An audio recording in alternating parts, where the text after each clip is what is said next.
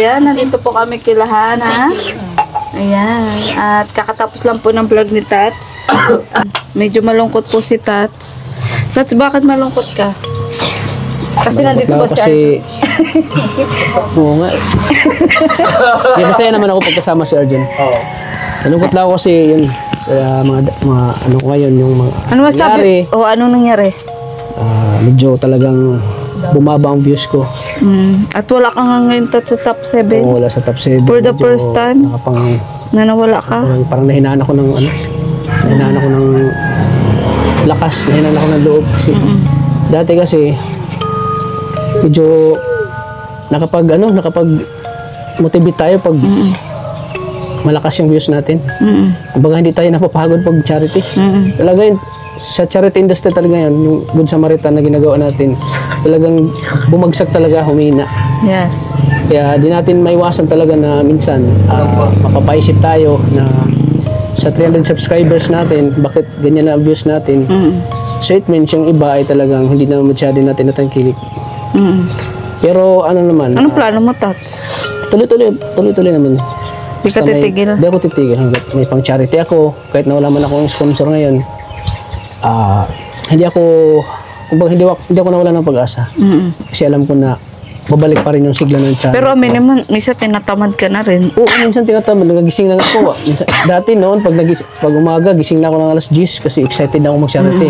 Kasi alam ko na may manonood at saka di masayang yung pagbablog ko kasi ngayon, pag tinatamad na ako, nagising ako alas 2 na hapon. Ano ba yung mga pinagdadaanan ngayon maliban sa wala kang views? Yung pinagdaanan ngayon. Isa pa ngayon, nagka-problema ako ngayon kasi nasira yung mic ko .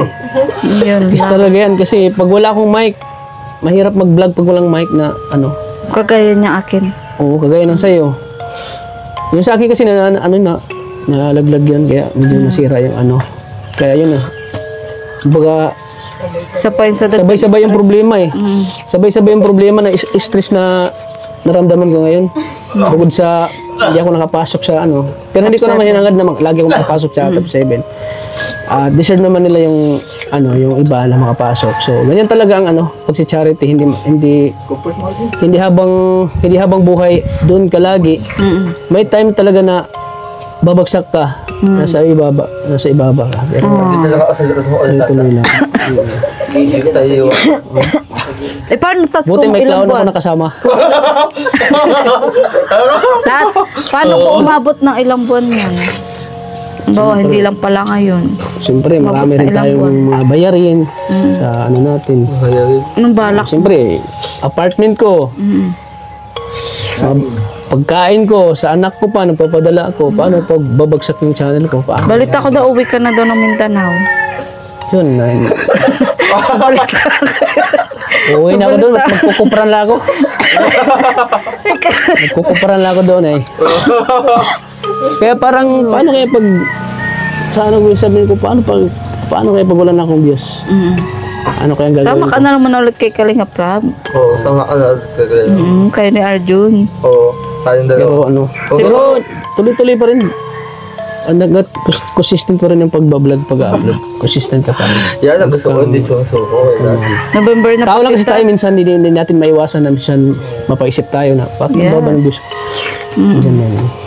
Isa talaga na ko yun, yung mic ko nasira. Ano wish mo na pag-birthday? Oo nga, malapit ka na mag-birthday. Malapit na po. Isang buwan na lang. December 7, no? Oo, sakto. Wish ko lang na sana, ilang mansari yun?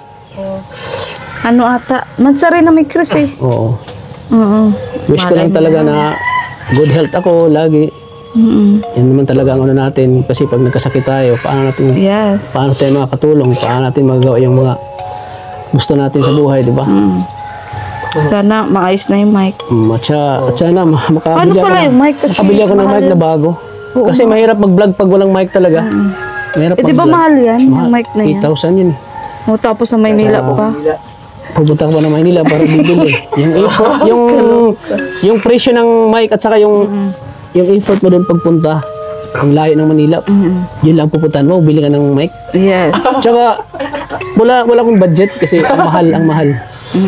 Ang mahal talaga. Wawa naman si Tats. Pero mabuti na lang may sponsor talaga na nag-stay sa atin at di tayo pinabayaan. Sino? Kaya shout out po kay Kuya Roy. Uy! Maraming salamat po kay Kuya Roy dahil hanggang ngayon di pa rin tayo pinabayaan ni Kuya Roy. Andiyan pa rin siya para suportahan tayo. Ano pa lang masabi mo kasi gusto nang matapos yung bahay ni Kuya Roy. Oo nga, sana matapos na rin yung bahay na pinagawa ni Kuya Roy kay Mona kasi malaki-laki na rin ang nagastos ni Kuya Roy. Ako mismo naawa na rin ako kay Kuya Roy kasi yung pera na yan, need natin lang, pinaghirapan din yun eh. Sana maunawaan din ng mga ng mga ano Ng pamilya ni Mona. ng pamilya ng pinagawa ng bahay na sana anuhin din nila. Yung wag nila Madali masyadong anuhin si Kuya Roy kasi di natin alam na sa porket sa kabaitan ni Kuya Roy ay medyo inaano na pero hindi tama yun kasi Ano yung Tats? Babasa mo doon sa mga oo, comment? nababasa ko rin sa mga comment. Tama din naman yung mga nagko-comment doon. So sana matapos na yun para mawala na yung ano. Para yun, maano na rin yung ano ni Kuya Roy. Matapos na rin. Grabe ang bait ni Kuya Roy, no? Ang bait talaga. Wala akong masabi. Buhos ang tulong. Oo, buhos ang tulong. At saka maraming salamat din sa kanya kasi yun, nakakatulong din sa atin si Kuya Roy. At syempre dahil sa mga ano nyo, sakripisyo no, effort nyo na maano yung bahay ni Mona. Hindi basta-basta rin yung mga ginagawa nyo kasi Yes. Anong masabi mo kasi umabot na daw sa milyon ang gastos doon? isipin mo, magto-2 million na. So isipin mo, mag-2M na, di ba? So isipin mo, hindi ka dugo hindi niya kadugo pinapagawa niya ng bahay. So dapat din, hindi nila yung ano ng tao. Pahalagahan din nila. Consider. Ano masasabi mo doon sa gusto ni Kuya Roy na si nanay ang maghawak ng para sa merenda? Okay naman din yun. Basta maano lang nila, maano lang pag-handle ni nanay. Handle. Tsaka sayang din yung, di ba, Tats? Oo, sayang din. Binibigay na opportunity. So, pag ganyan ang opportunity na binibigay sa akin, talagang ano ko, anuhin ko, pahalagahan at siyempre, oo, Yes. kailangan talaga ano, yung,